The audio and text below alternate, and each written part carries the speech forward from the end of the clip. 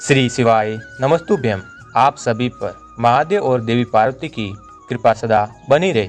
आप सभी का दिन शुभ हो। उम्मीद है इससे पहले का वीडियो आपने ज़रूर सुना होगा। वीडियो को सुनने के लिए, लाइक करने के लिए और कमेंट करने के लिए आप सभी का बहुत बहुत धन्यवाद है। पिछले वीडियो में हमने 7वें अध्याय का रसपान किया था, जिसमें हमने मंगला गौरी व्रत की विधि और कथा का रसपान किया था। आज के इस अध्याय में हम बुध तथा गुरुवार व्रत की कथा व विधि के बारे में जानेंगे। तो दोस्तों, रसपान करते हैं आज के अध्याय का। ईश्वर बोले, हे संत कुमार, अब मैं आपसे पाप को नाश करने वाले बुध तथा बृहस्पतिवार व्रत को कहूँगा, जिसे श्रद्धा के साथ करके प्राणी उत्तम सिद्धि प्राप्त करता है। पूर्व में ब्रह्मा जी ने चंद्रमा को ब्राह्मण के राज्यासन पर अभिषिक्त किया। एक दिन चंद्रमा ने बृहस्पति जी की पत्नी तारा को देखा। वह रूप यौवन संपन्न थी। उसे देखकर चंद्रमा मोहित हो काम के वंश में हो गया। चंद्रमा ने उसे बलपूर्वक अपने घर में रख उसका उपभोग किया। इस प्रकार बहुत काल व्यतीत होने पर उसके एक पुत्र हुआ। वह विद्वान, रूपशाली, सर्व लक्षणों से युक्त बुध नाम से प्रसिद्ध हुआ। बृहस्पति जी ने अपनी पत्नी को खोजते हुए चंद्रमा के घर पहुंचे और चंद्रमा से कहा, हे चंद्र, मेरी पत्नी मुझे वापस दे दो। गुरु स्त्री के साथ तुमने कैसे गमन किया? गुरु तत्व पाप से तेरा कैसे छुटकारा होगा? इस बड़े पाप को करने में तुम्हारी कैसे बुद्धि हुई? अब मेरी इस प्रिया को मुझे दे दो और प्रायश्चित करने के लिए एकांत में पाप रहित हो रहो। यदि ऐसा ना करा तो इंद्र सभा में तेरे इस पाप को कहूँगा। बृहस्पति के इस प्रकार कहने पर भी चंद्रमा ने गुरु पत्नी तारा को नहीं दिया। तब बृहस्पति ने देव सभा में जाकर चंद्रमा के इस अपराध को कहकर कहा कि हे इंद्र, आप देवराज हैं, आप मेरी पत्नी को मुझे दिलाएं, अन्यथा चंद्रमा के द्वारा किया गया ये पाप आपको भी लगेगा। इसमें स्वयं नहीं है।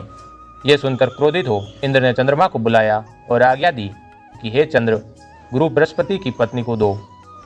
अन्य की पत्नी के साथ गमन करना पाप कहा गया है और गुरु पत्नी के साथ गमन महापाप कहा गया है। अतः हे चंद्र, गुरु की भार्या को बिना विचारे ही दो। इंद्र की वाणी को सुन चंद्रमा ने कहा, आपकी आज्ञा से भार्या को तो दे देता हूँ, पर पुत्र को न दूंगा। ये मेरे से उत्पन्न है। इस पर बृहस्पति ने कहा, ये मेरे से उत्पन्न है, इससे देवताओं को संचय उत्पन्न हो गया है। और उन्होंने विचार कर बृहस्पति की पत्नी तारा से पूछा, हे कल्याणी, तुम्हें किसके द्वारा गर्भ हुआ है? लज्जा से संपन्न तारा ने कहा, ये चंद्र को औरस पुत्र है और बृहस्पति का क्षेत्र पुत्र है। आप लोग जिसे सुयोग्य जाने उसे पुत्र दें। ये सुनकर देवताओं ने शास्त्र विचार कर पुत्र चंद्रमा को दे दिया। इसमें गुरु को खिन्न देख देवों ने उन्हें वर दिया कि तुम चंद्रमा के घर जाओ, ये तुम्हारा भी पुत्र है। चंद्रमा तथा बृहस्पति का ये पुत्र ग्रह होगा। ये सूर्याचार्य अन्य वर भी ग्रहण करो कि जो प्राणी तुम दोनों का एक साथ वर करेगा उसे सब सिद्धि होगी। ये सत्य है, इसमें संचय नहीं।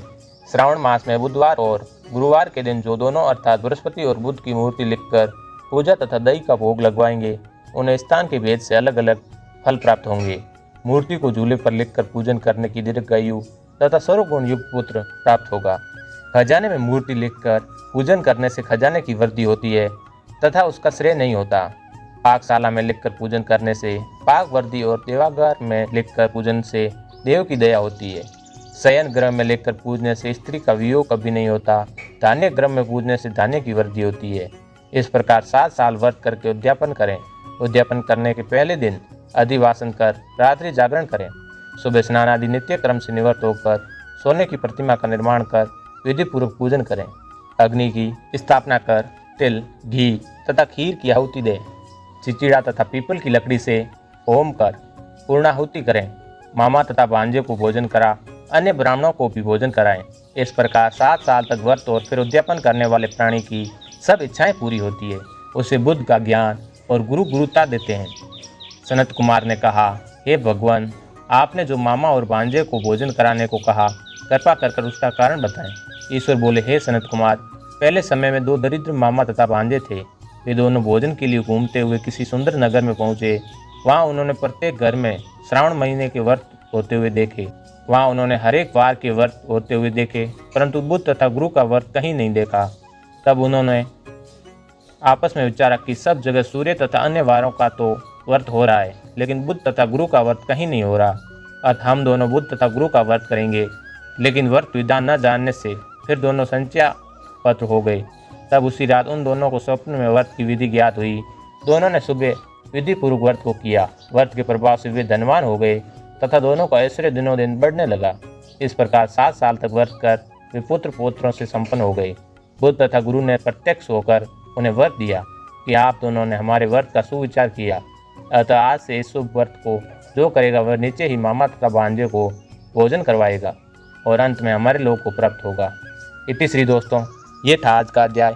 आपको आज का अध्याय कैसा लगा हमें कमेंट बॉक्स में कमेंट करके ज़रूर बताना।